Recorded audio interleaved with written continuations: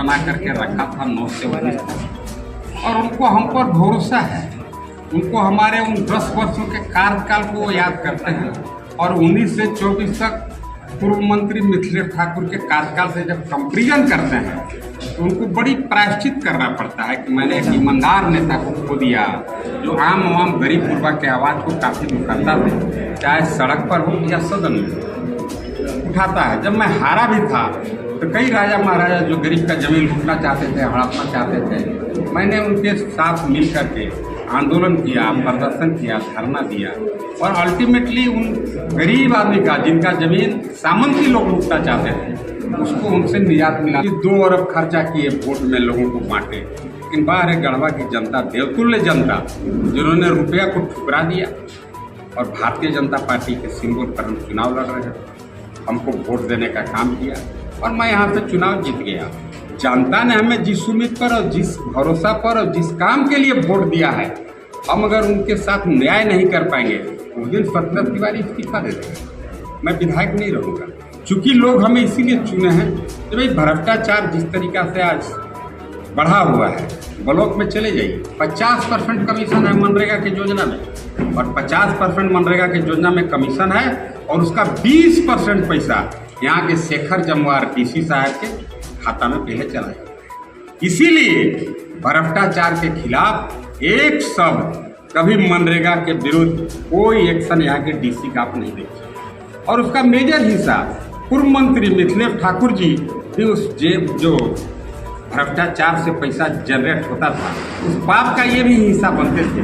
मिथिलेश ठाकुर जी भी मनरेगा में पैसा लेते थे। अब देखिएगा सभी मनरेगा गाइडलाइन का वायलेशन करा दिया मिथिलेश ठाकुर, जिसके पास कोई कागज नहीं, कोई पेपर नहीं, कोई रॉड सीमेंट लोहा का दुकान नहीं, पत्थर मोरम का दुकान नहीं, बालू का कोई लीज का उनके पास पेपर नहीं, उनको वेंडर बना करके बाजबरदस्ती 1-2 करोड़ रुपया उसमें डलवा दिया, जो मनरेगा गाइडलाइन के अगेंस्ट में है, और वहाँ के माध्यम से पैसा जनरेट करके लोग बांटते रहे। तो भाई मैं अगर विधायक बना हूँ तो लोगों का हमसे उम्मीद है कि भाई मनरेगा में जो भ्रष्टाचार है उससे हमको निजात मिलेगा।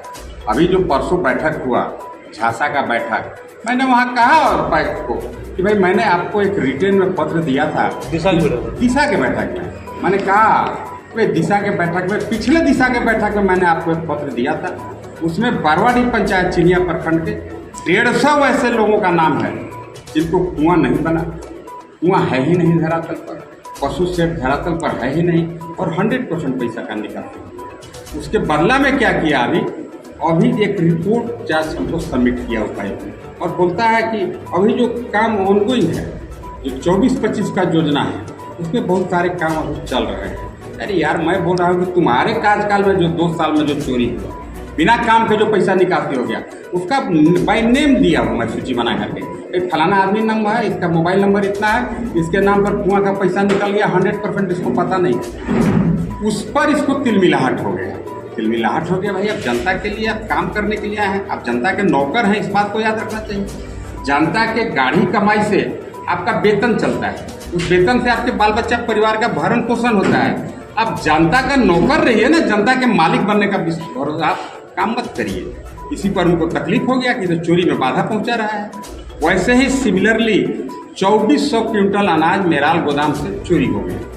ठीक है, 2400 क्विंटल अनाज चोरी हो गया, ये मैं नहीं कह रहा हूँ, मेरे पास पत्र है, मैं आपको दे दूंगा। वहाँ के मेराल के सीओ जो उन दिनों एमओ थे, उन्होंने डीएसओ को लिखा कि भाई 2400 क्विंटल अनाज गोदाम में गायब है। अभी लोग कैसे बचते, उसमें तो डीसी भी संलिप्त है, डीएसओ भी संलिप्त है। ये लोग अपने बचने के लिए एक अनुसूचित समाज के एक लड़का को जो छोटे पोस्ट पर है, रोजगार सेवक है या BLW है, उसके मत से पूरा मर दिया और उसको सस्पेंड करके इस पर लीपापोती पर्दा डालने का प्रयास किया। मैं कहा कि नहीं, अगर वह 2400 क्विंटल अनाज चोरी हो गया तो सबसे पहले ठीक है, दोषी कौन है वो तो सेकेंडरी है, प्राइमरी है आखिर लाभुक को कहाँ से राशन मिल रहा है। एक पदाधिकारी उसमें लगा बोलने की, उसी में थोड़ा थोड़ा काट काट के हम लोग मेकअप कर रहे हैं। अरे यार, चोर खा लेगा, जनता का पैसा चोर खा लेगा, उसका दंडित जनता होगा, उसका सटीक आंसर नहीं दे पाया। इस पर मैंने उसको कहा कि जी नहीं, तुम जनता के नौकर हो, तुम गरीब का निवाला छीन लिया, तुम पाप के भागी हो। उसी को अगर अमर्यादित कहा जाता है तब तो अमर्यादित बात मैंने कहा। अगर उनके पास कोई वीडियो है तो बोलिए कि सार्वजनिक करें। हाँ, लेकिन हम अभी भी कह रहे हैं यह भ्रष्टतम डीसी है। मैंने 9 पॉइंट इसके अगेंस्ट में आय से अधिक संपत्ति के जांच की बात मैंने कही है।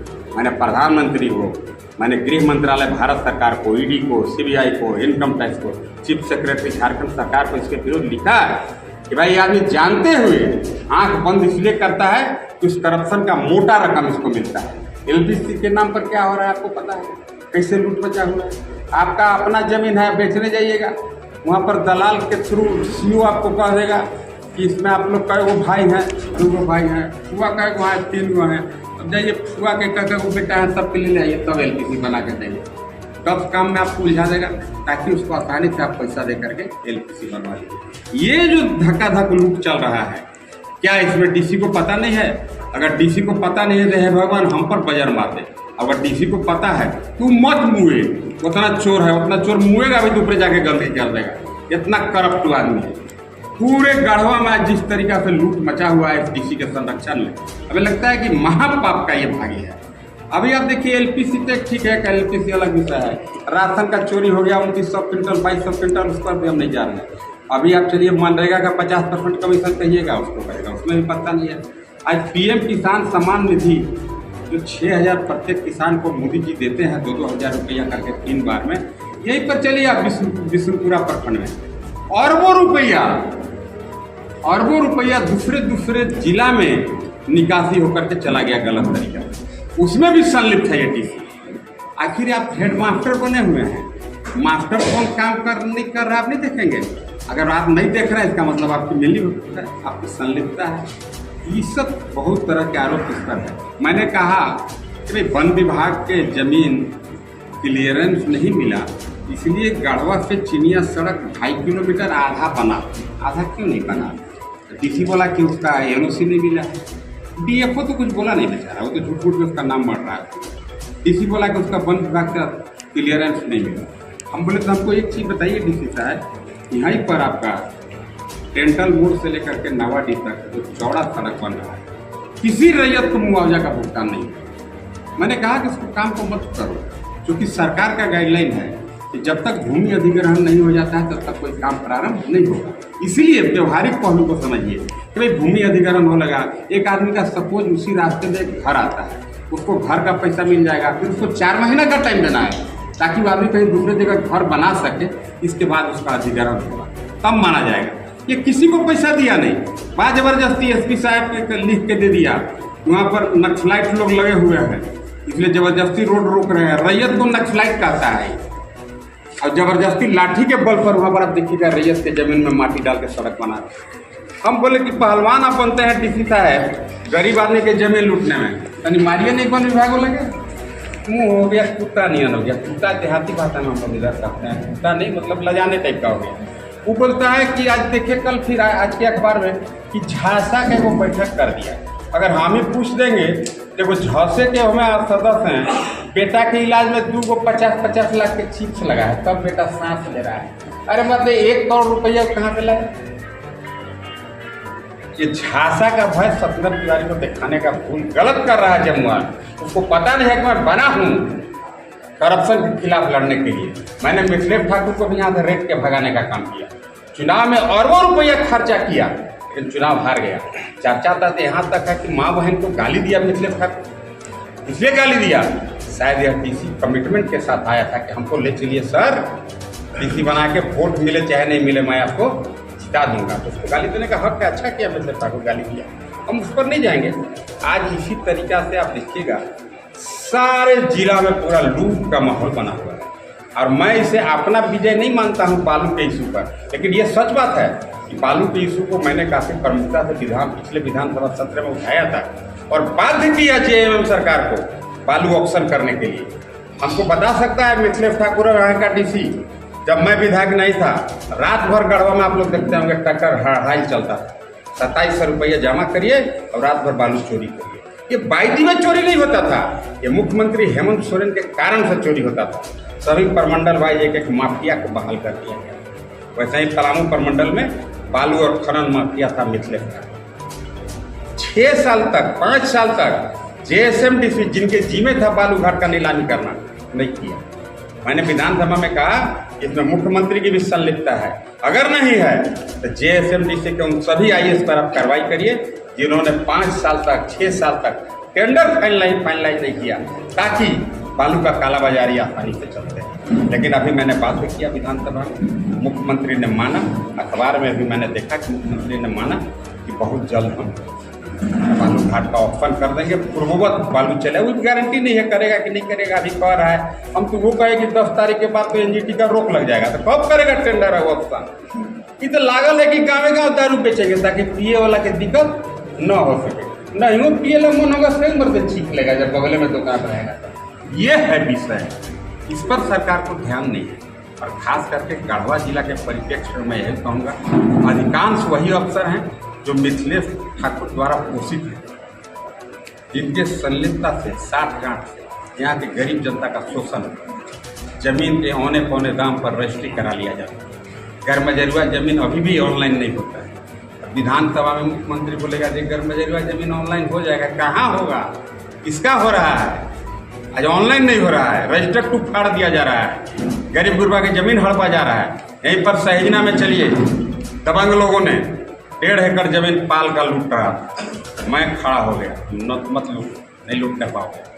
बड़ी क्रिमिनल हमारा बड़ी तावत दिखा रहे हैं कि अभी बार जीती है, हम को वोट 13 दे लेते, हम किस तक डकैती कर ला वोट दिया था तो फेरियो लो जो 15,000 है, 50-100 वोट जाऊँ तो का फर्क पड़ता है। अभी उसी तर्ज पर आपको यहाँ भी OBC का जमीन दबंग लोग, हम रही एरिया के दबंग, अभी हम नहीं कह रहे कि सब दबंग पंडिये जी होता है, दोनों जाति में दबंग है, लेकिन हमारे जतवा वाला बेसी है उत्साही, जमीन लूटे में माफिया है। यहीं पर जमीन लूट रहा है, 5 करोड़ के जमीन लूट रहा है मेरा कौन पटवा जी है। पटवा जी पति पत्नी मेरे पास आए, आज भी फोन किया, यहाँ से ले जाके ही मारा पति पत्नी को जमीनिया लूटे वाला, कह रहा है कि लॉस हो जाएगा, एक जमीन छोड़ देंगे तो 5.5 करोड़ में नाफा हुआ। अरे मर्द डकैती व्यवसाय है, अति का मतलब बेसी लूट लेगा तुम। कितना क्रिमिनल मतलब मार कर सुखा दिएगा। विनोद सिंह भी भारी क्रिमिनल था, चुनाव जीत गया लेकिन मर गया। विनोद से वो क्या नाम है उसका, विकास दुबे, कानपुर वाले, ये विकास से नहीं कर रहे हैं, कानपुर वाला के उनको भी तो सुधर जाना चाहिए। अगर गलत करते हैं उस पर नहीं जा रहे हैं। कानपुर वाले विकास दुबे को देखिए, पुलिस मार के सुखा दिया, 10,000 करोड़ के प्रॉपर्टी था, क्या फायदा। वैसे क्रिमिनल माफिया को भी अलर्ट हो जाना चाहिए और भ्रष्ट पदाधिकारी को भी सजग हो जाना चाहिए, क्योंकि ये पैसा रहेगा नहीं।